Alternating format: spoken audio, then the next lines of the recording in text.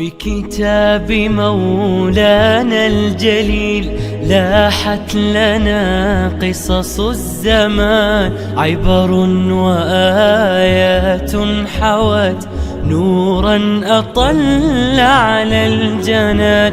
هي سلوة للمؤمنين تلك الحكايا الطاهرات، فيها الأماني سافرات حقا بصدق.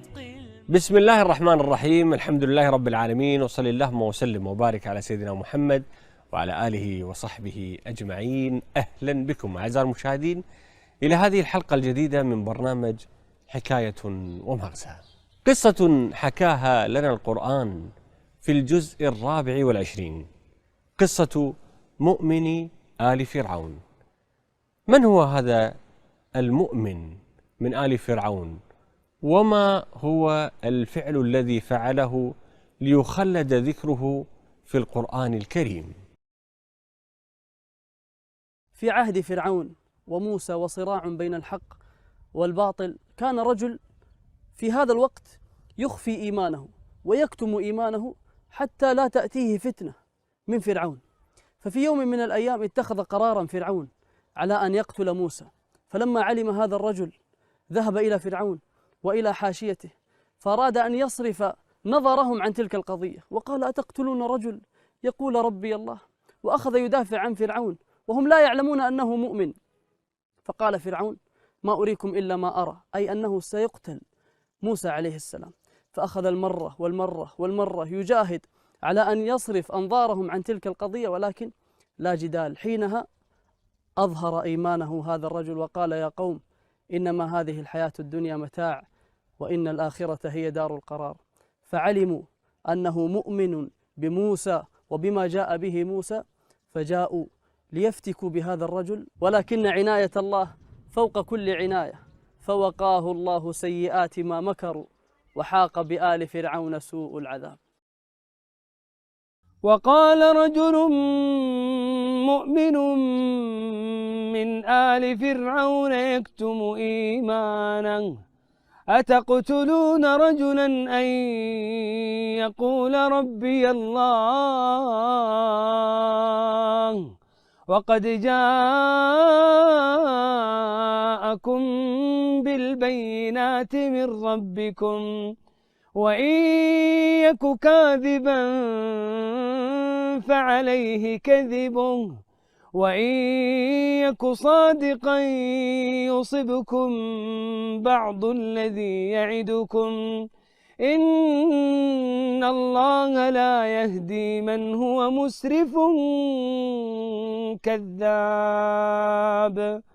يا قوم لكم الملك اليوم ظاهرين في الأرض فمن ينصرنا من بأس الله إن جاءنا.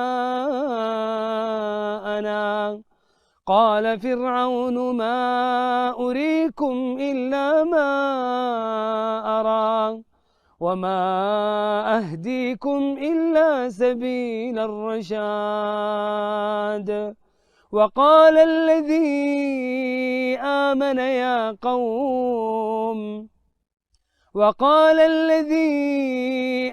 يا قوم إني أخاف عليكم مثل يوم الأحزاب مثل دأب قوم نوح وعاد وثمود والذين من بعدهم وما الله يريد ظلما للعباد. ويا قوم إني أخاف عليكم يوم التناد يوم تولون مدبرين ما لكم من الله من عاصم ومن يضلل الله فما له من هاد.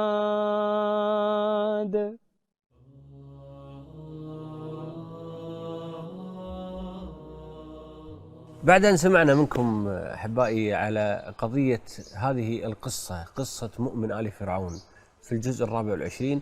ودنا نقف معكم على المقاصد والمنافع على هذه القصة. سبحان الله يا إخوتي، من أعظم المغزى أو المغازي في هذه السورة العظيمة وفي هذه الحكاية العظيمة تزكية الله لهذا الرجل. الله أكبر.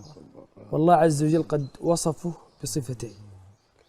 الله عز وجل يقول: وقال رجل مؤمن من آل فرعون. وصفه بالصفة الأولى أنه رجل، وبالصفة الثانية أنه مؤمن. احنا فرقنا بين الرجل والذكر في القرآن لما يذكر الرجل، هذا دليل على ايش؟ عنه عمل عظيم. رجال لا تلهيهم يا تجارة. سلام. وقال رجال صدقوا ما عاهدوا الله. بينما في لما يذكر اللي هو يعني الجنس، ذكر وأنثى. ايوه. هذا ايضا الله قال رجل مؤمن، ما ذكر اسمه. وهذا مو مهم انك انت تكون معروف في اوساط الناس، المهم ان يعرفك رب الناس. الله. كيف تصير معروف في السماء؟ الشهرة الحقيقية يوم ان تكون مشهور في السماء. حتى يونس عليه السلام لما ألقي في بطن الحوت ونادى الله عز وجل، قالت الملائكة يا رب صوت معروف من عبد معروف في بلاد غريبة. هذه الشهرة الحقيقية. لما يكون اسمك له دوي في السماء الله عند الله سبحانه وتعالى. هذا اللي نحتاج أن نسعى إليه، أن نكون معروفين في السماء. على قضية صوت معروف، شوف الدعاء اللي يدعو الله عز وجل دائما صوته معروف، لكن اللي ما يدعو الله عز وجل، وحنا في أيام فيها الدعاء مطلوب، لكن إذا دعا الله عز وجل بعدها صوتنا يقولون صوت غريب غير معروف. بس والله يا إخوان في سؤال يؤرقني، إيش الشيء اللي يخليني مخلص؟ إيش الشيء اللي يخليني أبعد عن الشهرة؟ جواب هذا السؤال أن تعبد الله في الخلوات أكثر مما تعبده أمام الناس. هذا المقصد الحقيقي. لذلك الله عز وجل دائما يقول: الذين ينفقون أموالهم بالليل والنهار إيش؟ سرا. ذكر قبل العلانية السر. النبي صلى الله عليه وسلم يبين الرجل يتصدق بصدقة فيخفيها حتى لا تعلم شماله ما تنفق يمينه. تعبد الله في الخلوات أعظم مما تعبده أمام الناس، فهذا يدربك بإذن الله على الإخلاص. وأن تحب أن تخفى حسناتك كما تحب أن تخفى سيئاتك. الواحد ما يبغى الناس تعرف سيئاته، لذلك هذا الشيء اللي أنت الرغبة اللي عندك في عدم معرفة سيئاتك يجعلها أيضا في الحسنات. لكن هذا ما يمنع بعض الأحيان يحتاج الإنسان لإظهار العمل والصدقة، مثل ما أمر الله عز وجل أن تبدوا الصدقات أو تخفوها. فبعض الأحيان يكون في مصلحة. إذا كان هناك في مصلحة في أن تحفيز الناس لها كذا. ودي نقف على مغزى آخر، يعني على منطقة أخرى من هذه القصة، المنطقة المتعلقة في التعامل مع الآخر ومع أن يختلف معك، وأن كيف هذا الرجل كان يكتم إيمانه. لو تلاحظ يا شيخ علي لما قرأ أخونا منصور وقال رجل مؤمن من آل فرعون، إيش تكملة الآية؟ يكتم إيمانه. طبعا طيلة حياته مؤمن لكن كان يكتم إيمانه. لكن متى حاول أن يظهر شيء من الإيمان؟ لما كانت المصلحة. فرعون أراد واتخذ قرار أن يقتل موسى، ففي هذه الحالة خلاص في مصلحة أنا لا أكتم إيماني هنا، فقال أتقتلون رجلا أن يقول، يحاول يصرفهم عن هذه القضية. رجل يقول ربي الله قد جاءكم بالبينات، يعني لا تحاولوا أنكم تقتلون وحاولوا أنكم تتلطموا، حاولوا. فبدأ حبة يلين في وقت المصلحة لابد أن يكون لك بصمة. دفاع. نعم. دفاع. من المسلم عن أخيه والمؤمن عن أخيه. دافع هذا الرجل، دافع بما يستطيع وبما يقدر عن أخيه موسى، عن نبي الله عز وجل موسى، وذب عن عرضه. وهذا ترى أمر عظيم جدا. يغفر بما تستطيع. من ذب عن عرض أخيه ذب الله عز وجل عن وجه النار يوم القيامة. نحن نحتاج أن نطبق هذه المهارة في حياتنا. تجد بعض الأحيان تشن حرب أو حملة على مسلم من المسلمين أو على أخطأ مسلم من المسلمين في قنوات التواصل الاجتماعي. إيش دورك؟ دافع عن أخوك. ذب عن عرضه بما تستطيع. ومن المقاصد أيضا أعتقد، وأبي تعليقكم على هذا المقصد وهذا المغزى، قضية الآن حرص كل قائد، كل مسؤول، كل صاحب قرار، كل مدير على من حواليه البطانة الصالحة. البطانة يا جماعة ترى مو بس حق حاكم، ترى حتى لما تكون أنت مدير في شركة اختار المستشارين المطلوبين الصح. أنت كفرد تحتاج حواليك أصحاب يعينونك وتستشيرهم. قل لي من تصاحب أقول لك من أنت. هاي البطانة. فهذا فرعون ما كان يستشير، قال ما أريكم إلا ما أرى. ليه؟ لأنه أصلا مستبد، لأنه أصلا هو طاغية محب لهذه الدنيا، لكن الصادق الملك المحب للناس وللخير لهم وللرعية اللي تحته تجده يستشير وتجده يسأل وتجده يأخذ ويعطي. فهذا أمر عظيم. حتى النبي صلى الله عليه وسلم وهو المعلم الأول كان يستشير أصحابه رضوان الله عليهم، أشيروا عليه ويجلس معهم كما في قبل غزوة بدر وفي غزوة الخندق، وعمل بمشورة سلمة رضي الله عنها في صلح الحديبية. فيحتاج الإنسان لهذا الأمر. وأيضا في نقطة ممكن نأخذها من هذا فرعون لما أراد أن يؤلب الرأي العام على موسى إيش قال؟ قال أخاف أن يبدل ديني، أخاف أن يبدل ديني أو يظهر في الأرض الفساد. شوف كيف تغيير المفاهيم، قلب الحق. والله هذا حاصل. أيوة يجيك واحد يقول لك والله هذول المصلحين ترى هذول راح يدمرون البلد، راح كذا، راح يخربون الأنظمة، قلب الحقائق. وصل الحال بأهل الإلحاد وأهل الشبهات من شدة يعني تشويههم للدين. قال الدين أفيون الشعوب، هذا مخدر للشعوب عشان يبعدون الناس عن الدين. وهذا من قلب الحقائق. وإذا قيل لهم لا تفسدوا في الأرض قالوا إنما نحن مصلحون. نعم. وإذا قيل لهم آمنوا كما آمن الناس قالوا أنؤمن كما آمن السفهاء ألا إنهم السفهاء. العجيب أبو تميم، نختم معك شيخ. العجيب أبو تميم ما هو الدين الذي بدله موسى؟ قال أنا ربكم الأعلى ما علمت لكم من إله غيري. يعني هذا الدين الذي أتى موسى عليه السلام وأراد أن يبدله للناس.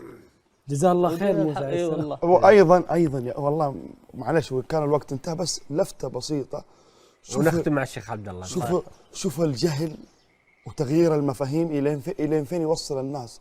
فرعون من شدة يعني تغييره للمفاهيم خلاص أقنع الناس بأنه هو ربهم الأعلى وهو اللي يعطيهم وهو اللي يمنع عنهم، حتى وصل بهم هذا الحال واستسلموا لهذا الأمر، حتى أرسل الله عز وجل موسى عليه السلام. كيف كانت خاتمة هذا الرجل؟ الله عز وجل لما طبعا أظهر بعدين إيمانه قال فستذكرون ما أقول لكم، حاول هو يكتم إيمانه ما فاد، قال فستذكرون ما أقول لكم وأفوض أمري إلى الله، إلى أن قال الله عز وجل فوقاه الله سيئات ما مكروا. حفظ الله عز وجل. وحاق بآل فرعون سوء العذاب. الله عز وجل صرف عنه كيدهم فوقاه الله سيئات. فإذا خدمت الدين وكنت مع الله سيكون الله عز وجل معك. الله يجزاك خير. ما هي الآية أو الآيات التي استوقفتك في هذا الجزء؟ كلمة يقولها أهل الجنة أسأل الله جل في علا أن نقولها.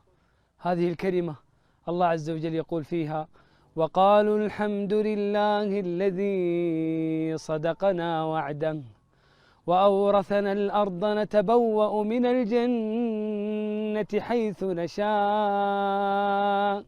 فنعم أجر العاملين فنعم أجر العاملين.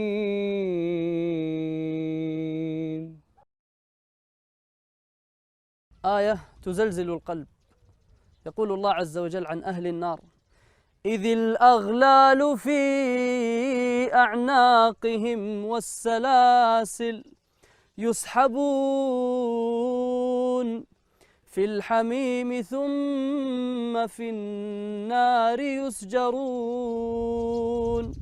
أسأل الله أن يجيرنا وإياكم من النار. هذه هي الآيات التي استوقفتهم. يا من تشاهدنا الآن، ما هي الآيات التي استوقفتك في هذا الجزء؟ شاركنا الآن عبر هاشتاج حكاية ومغزى. بهذا أعزائي المشاهدين نصل وإياكم إلى ختام هذه الحلقة من برنامجكم حكاية ومغزى.